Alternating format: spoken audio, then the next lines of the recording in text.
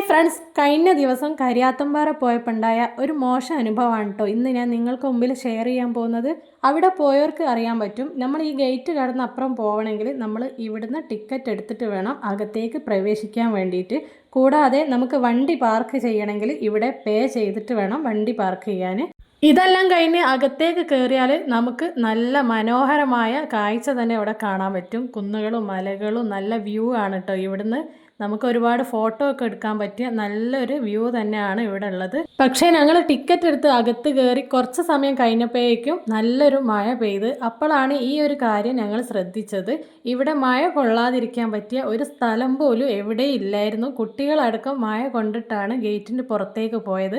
ഗേറ്റിൻ്റെ പുറത്ത് പോയപ്പോഴാണെങ്കിലോ ഇതാണ് കേട്ടോ അവസ്ഥ. എവിടെയും മഴ കൊള്ളാതിരിക്കാൻ പറ്റിയ ഒരു സ്ഥലം പോലും ഇല്ലായിരുന്നു.